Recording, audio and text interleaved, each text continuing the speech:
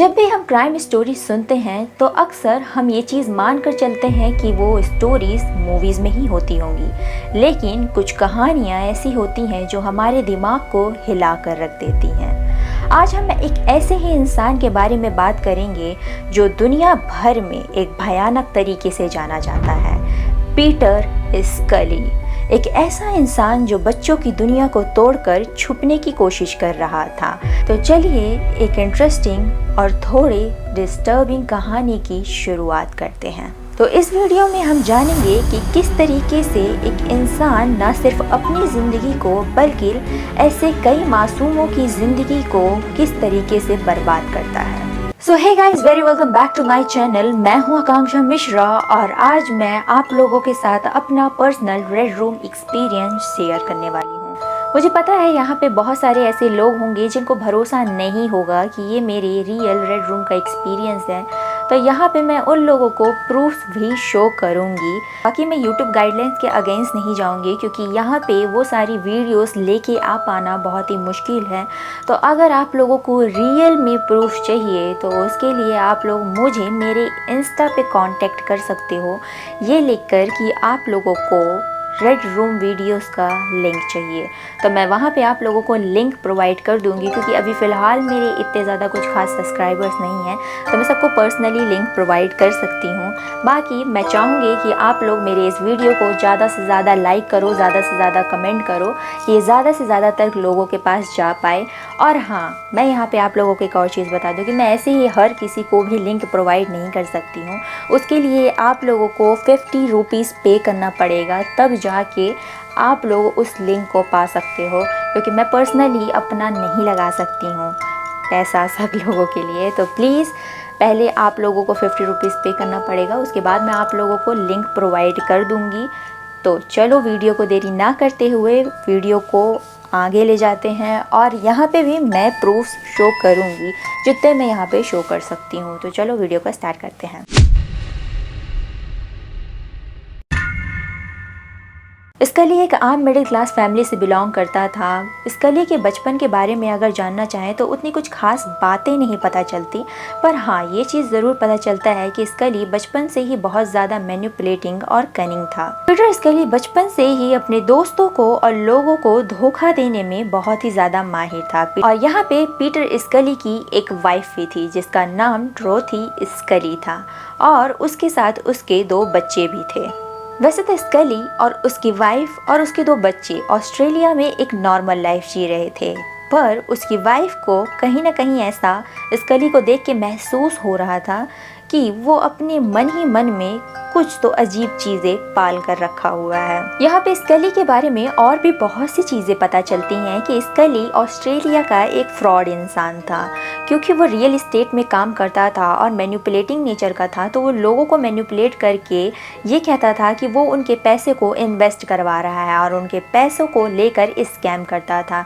जब लोगों को इस चीज़ की भनक लगी तो उसके लिए लीगल एक्शंस लिए गए और 2011 में उसको पुलिस पकड़ने के लिए पीछे पड़ गई। 2011 में वो अपनी वाइफ और अपने 2 बच्चों को छोड़कर फिलीपींस भाग गया। अब स्कली फिलीपींस पहुंच चुका था। फिलीपींस पहुंचते ही वो दवाओ सिटी में अपना बेस बनाता है और उसी वक्त उसे वहां पर एक लड़की से मुलाकात होती है जिसको वो अपनी गर्लफ्रेंड बना लेता है और उसकी गर्लफ्रेंड का नाम होता है लिज़ल मार्गेलो। लिज़ल मार्गेलो सिर्फ 17 साल की थी, वहीं पे उससे कई गुना ज़्यादा बड़ा पीटर स्कली 47 या 46 ईयर्स का था। इस स्टोरी में लिज़ल मार्गेलो का नाम इसलिए बहुत ही ज़्यादा पर्टिकुलरली बताया जा रहा है क्योंकि वो बाद में पीटर स्कली के घिनौने काम में उसका राइट हैंड बन जाती है। यहाँ से अब स्कली अपने घिनौने काम की शुरुआत करना स्टार्ट कर देता है। स्कली फिलीपींस में सबसे पहले अनाथ और गरीब बच्चों को टारगेट बनाता है। बच्चे अक्सर 5 से 12 साल की उम्र के होते थे। वो अक्सर बच्चों के पेरेंट्स को ये कहकर बच्चों को अपने पास लेके आता था कि वो बच्चों को शेल्टर और एजुकेशन प्रोवाइड करेगा, पर जब बच्चे उसके पास वहाँ उसके साथ उस पर भरोसा करके उसके साथ आते थे तो वो उन बच्चों के साथ ऐसी घिनौनी हरकत करता था जिसके बारे में कोई भी सोच नहीं सकता। पीटर स्कली यहाँ पे बच्चों को अपने साथ उनको शेल्टर और एजुकेशन प्रोवाइड करने के लिए नहीं लेके आता था। वो अक्सर बच्चों को अपने फ़ायदे के लिए इस्तेमाल करने के लिए लेके आता था।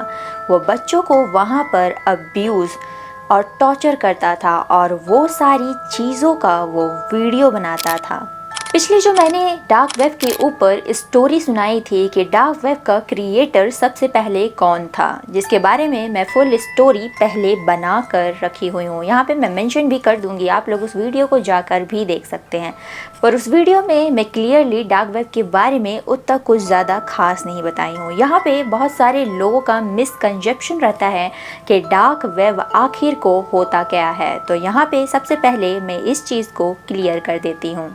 यहाँ पे अगर इजी लैंग्वेज में मैं अगर आप लोग को समझाना चाहूँ तो जैसे कि हमारी एक दुनिया होती है, इस दुनिया में बहुत से अच्छे और बहुत से गंदे लोग होते हैं, वैसे ही इंटरनेट की भी दुनिया होती है। हम जो इंटरनेट यूज़ करते हैं वो आप सबको ऐसा महसूस होता होगा कि वो आपकी प्राइवेसी है, पर ऐसा उसमें कुछ भी नहीं होता। ये सारी जितनी भी चीज़ें हम इंटरनेट पे यूज़ करते हैं, चलाते हैं, इस सारी चीज़ों की इन्फॉर्मेशन गवर्नमेंट को उनके पास होती है।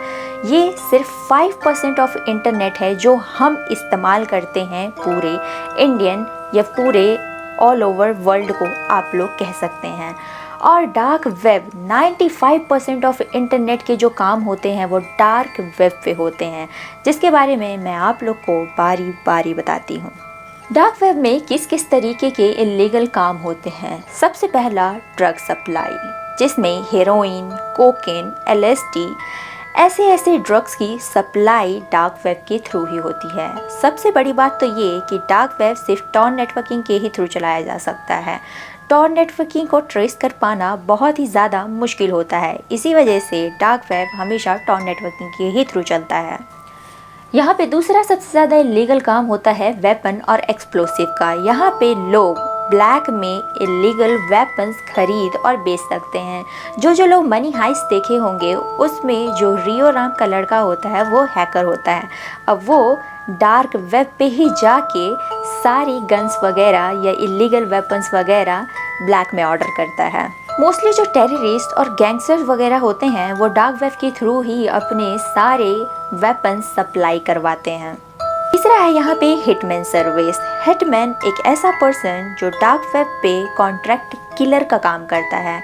उसको बस बिटकॉइन में पे करना होता है और वो आपके अकॉर्डिंग जिस भी पर्सन को आपको मर्डर करवाना है वो उसी तरीके से उसका मर्डर करता है। और साथ ही साथ में यहाँ पे साइबर क्राइम, हैकिंग्स, बहुत सारी ऐसी इलीगल एक्टिविटीज़ होती हैं। हैकिंग टूल्स वगैरह भी मिलते हैं। रेड रूम भी डार्क वेब पे ही अवेलेबल होता है। यहाँ पे डार्क वेब ऑक्शन भी होता है जिसमें ह्यूमन ट्रैफिकिंग और ऑर्गन सप्लाईज भी होते हैं।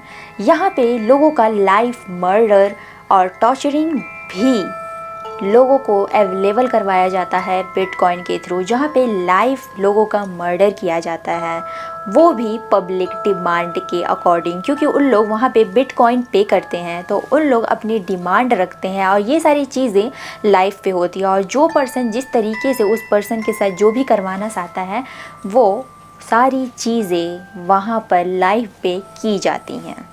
तो यहाँ पे मोस्टली मैं रेड रूम के बारे में आप लोगों को एक्सप्लेन कर चुकी हूँ। और यहाँ पे बहुत सारे लोगों का सवाल होगा कि रेड रूम में कैसे जाया जा सकता है। तो रेड रूम में जा पाना हर किसी के बस की बात नहीं है। मोस्टली जो हैकर्स होते हैं वही डार्क वेब पे एंट्री कर पाते हैं। तो मैं आप लोग को सजेस्ट करूँगी कि डार्क वेब पे जाने की कोशिश ना ही करो तो बेहतर है, क्योंकि मैं डार्क वेब की कुछ ऐसी क्लिप्स देखी हूँ जिसको देखकर बहुत ही ज़्यादा आपको अजीब महसूस होगा। और इसी वजह से मैं आप लोग को कह रही हूँ कि उस पे जाना बिल्कुल सेफ़ नहीं है। पर अगर आप लोग जाना चाहते हैं और उसका कुछ ऐसा पोर्शन या पार्ट देखना चाहते हैं तो मैं आप लोग को अवेलेबल करवा दूँगी। बस आप लोग को मेरे को इंस्टाग्राम पे मैसेज करना है और उसके लिए उसका एक पेमेंट प्रोसेस भी है जो कि मैं पहले आप लोग को बता चुकी हूँ। तो चलो स्टोरी से ना भटकते हुए फिर से आते हैं हम लोग पीटर स्कली की स्टोरी पर। तो यहाँ पे डार्क वेब के बारे में आप लोग समझ ही चुके होंगे तो आगे की स्टोरी आप लोग को बहुत ही अच्छे से समझ आएगी। तो जब पीटर स्कली अनाथ बच्चियों को जो कि 5 से 12 साल की उम्र की होती थी उनको लेकर आता था तो उनके ऊपर वो चाइल्ड अब्यूज़, टॉर्चर और बहुत सारे ऐसी चीज़ें करता था। उनके स्नफ फिल्म्स भी बनवाता था। स्नफ फिल्म्स वो होते हैं जिसमें लाइव मर्डर किया जाता है, जो कि मैं आप लोगों को बताई, और पब्लिक डिमांड के अकॉर्डिंग किया जाता है, क्योंकि पब्लिक उस चीज़ के लिए बिटकॉइन का पे की होती है। ये वीडियोस बनवा कर बच्चियों की डार्क वेब पे डालता था, जिसमें वो एक वेबसाइट बना के रखा हुआ था नो लिमिट फन के नाम से। तो पीटर स्कली ये सब काम करके पैसे तो बहुत सारे छाप रहा था, पर साथ ही साथ में उसकी पॉपुलैरिटी भी दिन प्रतिदिन बढ़ते जा रही थी, क्योंकि ऐसी वीडियो को देखकर क्रिमिनल्स और सीडोफाइल्स बहुत ही ज़्यादा अट्रैक्ट हो रहे थे, और इसके लिए वो लोग बिटकॉइन में पे करके लाइव वीडियो मतलब स्नफ फिल्म्स देखने के लिए आते थे। और ये सारी वीडियोस में सबसे ज़्यादा खतरनाक वीडियो थी डेज़ी डिस्ट्रक्शन। दुनिया की आज तक सबसे ज़्यादा खतरनाक स्नफ फिल्म डेज़ी डिस्ट्रक्शन। ये वीडियो डेज़ी डिस्ट्रक्शन की स्नफ फिल्म बनवाई गई थी, जो कि बहुत ही ज़्यादा खौफनाक थी। इसमें उसे लाइव टॉर्चर किया गया था, और साथ ही साथ में उसके साथ ब्रूटली रेप और फिज़िकल अब्यूज़ भी किया गया था। और ये सारे काम में पीटर स्कली की हेल्प करती थी उसकी गर्लफ्रेंड लिजिल मार्गेलो, और उसके साथ एक और भी लड़की थी जिसका नाम था Carmen N Alvarez. Daisy destruction इतनी ज़्यादा खौफनाक स्नफ फिल्म थी जिसको देखकर पुलिस वाले भी शॉक हो गए थे। और ऐसे ही एक और लड़की थी जिसका नाम था मैरी जैन, और उसके भी साथ ऐसे ही ब्रूटली रेप और फिजिकल अब्यूज़ किया गया था। और जब उसकी डेथ हो जाती है तो पीटर स्कली उसको उसी जगह पर जहाँ पे वो रहता था अपने घर के नीचे दफन कर देता है। बाद में पुलिस को एज एविडेंस के तौर पर उसके घर के नीचे से मैरी जेन की लाश बरामद होती है। स्कली इतना ज़्यादा खौफनाक और इतना ज़्यादा घिनौना इंसान था कि वो बच्चों को ट्रॉमेटाइज करता था उनकी ही कब्र खुदवा के, ताकि बच्चों को ये महसूस हो कि अगला मर्डर उन्हीं का होने वाला है, और उसकी लाइव वीडियो में ज़्यादा से ज़्यादा व्यूज़ आ सके। स्कली के एक विक्टिम ने ये भी बताया था कि स्कली उसके ही सामने बच्चों का रेप और टॉर्चर भी करता था। स्कली सिर्फ रेप और टॉर्चर ही नहीं, बच्चों को बेचने का धंधा भी करता था। उसने कई लड़कियों को अमेरिका से यूरोप सेक्स ट्रैफिकिंग में भी बेचा। एक ऐसा इंटरनेशनल ट्रैफिकिंग था जो उसके थ्रू ही ऑपरेट हो रहा था। और जैसे कि वादे के मुताबिक मैं आप लोग को यहाँ पे कही थी कि मैं आप लोग को प्रूफ्स भी शो करूँगी। मैं यहाँ पे आप लोग को वीडियोस तो नहीं प्रोवाइड कर सकती क्योंकि वो यूट्यूब गाइडलाइंस के अगेंस्ट चला जाएगा, पर आप लोगों को मैं वहाँ पे किए गए कमेंट, मतलब जो रेड वीडियोस के क्लिप्स थे उसके नीचे किए गए कमेंट्स के कुछ यहाँ पे मैं इमेजेस लगा देती हूँ, ताकि आप लोग को भी समझ आ सके कि वो जो वीडियोस देखने वाली पब्लिक होती है उनकी भी मेंटेलिटी कितनी गंदी हो सकती है। और साथ ही साथ में लाइफ टॉर्चरिंग इतना ज़्यादा ख़राब हो सकता है मैं कभी सोच भी नहीं सकती थी। मतलब वहाँ पे लोगों की फिंगर्स, हैंड, हार्ट, फेस, मतलब क्या क्या नहीं कटा हुआ था। ये सारी चीज़ों को देख के एक पल को तो मेरे मन को भी बहुत ही ज़्यादा डिस्गस्टिंग फीलिंग आ रही थी, पर बहुत ही ज़्यादा मुझे अंदर से दर्द महसूस हो रहा था उन सारे लोगों को देखकर जो ये सारे टॉर्चर्स वहाँ पे सहते हैं।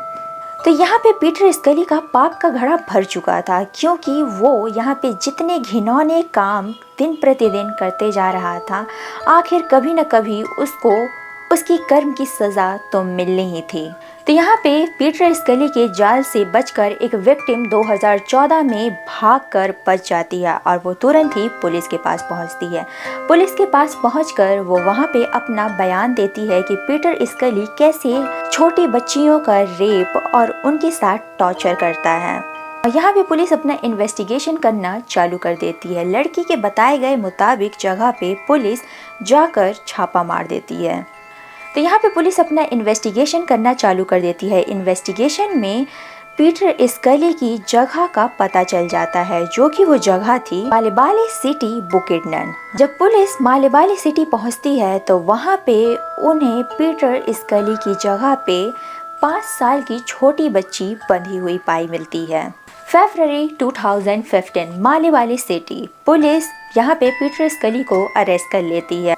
जब पुलिस पीटर स्कली के घर की तलाशी लेती है तो वहाँ पे उन्हें बचे हुए विक्टिम्स, वीडियोस और साथ ही साथ में स्केलेटन एज ए एविडेंस के तौर पे मिलते हैं। यहाँ पे पीटर स्कली के पकड़ते ही उसके ऊपर बहुत ही ज़्यादा मेजर चार्जेस लगते हैं, जिसमें से था murder, rape, torture, child trafficking और साथ ही साथ में ह्यूमन वायलेंस। कोर्ट में पीटर स्कली के लिए एविडेंस इतना ज़्यादा स्ट्रॉन्ग था कि उसका बच पाना बहुत ही ज़्यादा मुश्किल था। तो फाइनली यहाँ पे पीटर स्कली जैसा घिनौना और दरिंदा इंसान पकड़ा जाता है और 2018 में फिलिपियन कोर्ट उसे लाइफ इम्प्रिजमेंट की सज़ा सुना देती है। अब पुलिस आज भी उसके क्राइम के लिए उसके ऊपर केसेस चला रही है, क्योंकि उसका क्राइम बहुत ही ज़्यादा गंदा था।